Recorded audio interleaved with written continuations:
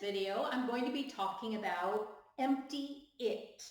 You might be asking yourself, what is empty it? This is sometimes also called non-referential it, and it means we're talking about using it not to refer to something specific. You can use it that way. You can say, what is this? It is a whiteboard. But that is not empty it. Empty it is using the word it to hold a position in the structure of a sentence, but it does not actually refer to something. We use this quite a bit, and really this is about sentence structure, and it's about using the correct way of saying something in a language. You know that if you take the structure of your native language and bring it into English, it does not work a lot of the time. And this is a great example of that. We need to use this structure when we express these ideas. And if you are speaking English, you need to use them also. So, time, weather, and distance. We use it from these kinds of measurements. We want to use it plus be. It is, it was, it has been, it will be. It is also possible to use some linking verbs like feel, seem, look like, and I'll show you examples. And then the time or distance or weather. So for time, it's 6:30, or it seems like years since I saw you. This is a linking verb here. So we're using it with be here and with a linking verb here.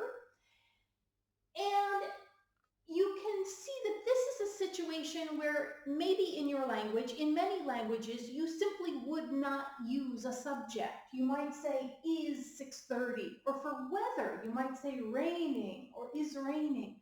But in English, the subject is required, and that's why we need to use this empty it. So for weather, it's 45 degrees and windy. You can use it for temperature, for condition. It looks cold out there. Here is a linking verb example. For distance, it's a half mile to the top, but it feels like 2 miles. Here's our be verb. Here's our linking verb. Okay, so you have probably been using this if you know some English. If you are not expressing your ideas this way, make that change today for time, for weather, for distance. Now let's look at some more complicated structures. This is using it as the subject, and then be or a linking verb, and then a noun or an adjective, and then an infinitive, a gerund, or a noun clause. An infinitive is to plus the base form of a verb. A gerund is the ing form, and a noun clause has a subject and a verb, and it usually starts with that, if, whether, or a question word like what, how, who. All right, so it's so nice to meet you. This is a very common structure in English. If you have studied gerunds and infinitives, you probably know this. Using the structure it plus be plus adjective plus infinitive, it's very difficult to learn another language. It's so wonderful to be here. Extremely common structure in English. That's what we see right here with an adjective. There are some nouns that can be used in this situation, and honor is one of them. It's an honor to meet you, but usually adjective. It looks dangerous to climb up there, or it looks like fun to climb up there. Here we're using a linking verb instead of the verb be. We have an adjective, dangerous. We have the noun, fun, here, and we're using like before a noun form, okay? Then with gerunds, it was nice talking with you. It was a pleasure talking with you. You may wonder if there's any difference between saying it was nice talking with you and it's nice to talk to you. Actually, there is a little bit of a difference, and that is when you are using present time idea, we typically use the infinitive. When you say hello to somebody, nice to meet you. It is after you are finished talking to somebody that you use this form with the past tense and a gerund. It was nice meeting you. It was nice talking with you. So remember that when you first meet somebody, use this infinitive form, and at the end, when you say goodbye, you use this form, okay? Here's the noun, pleasure. It was a pleasure talking with you. Using a linking verb, it feels funny letting you pay.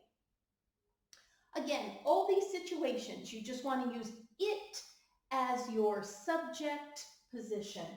Here with noun clauses, it's clear that English uses it a lot.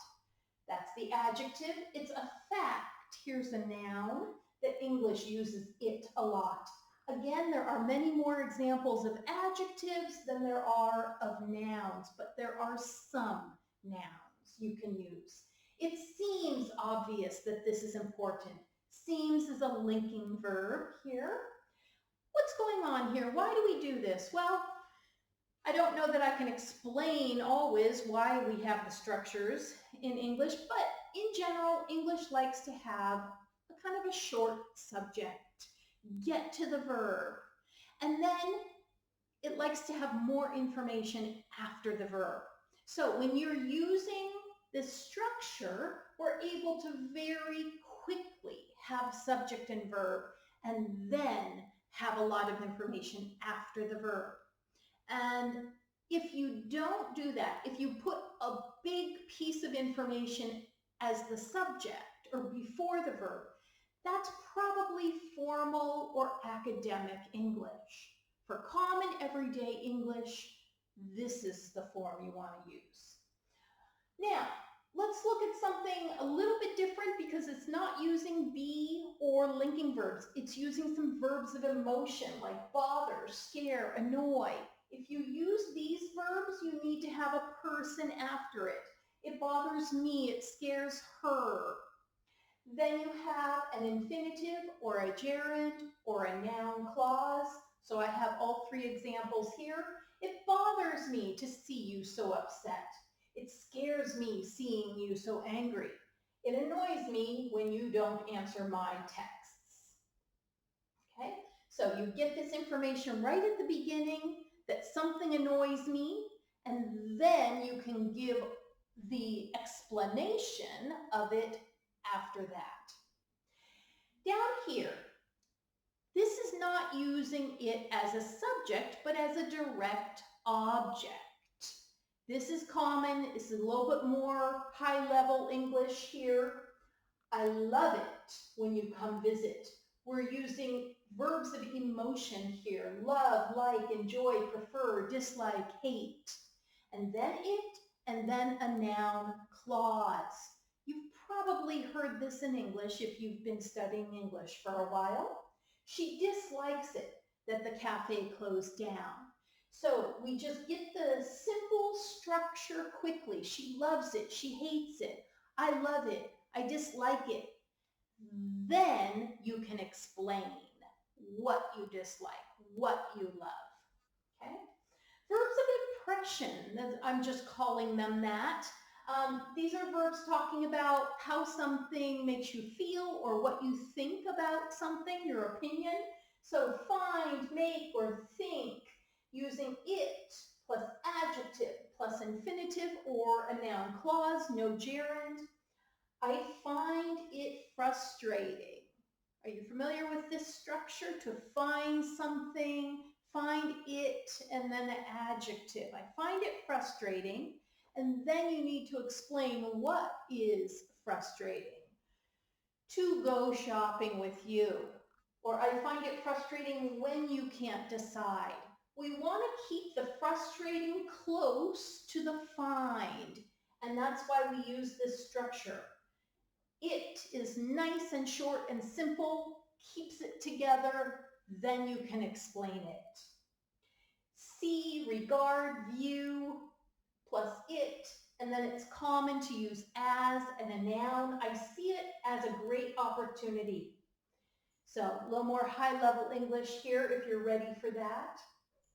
Most important thing I want you to take away here is make sure that you are not translating, bringing the structure of your language into English, but that you are adopting and accepting this structure as the way to speak correctly. Good luck.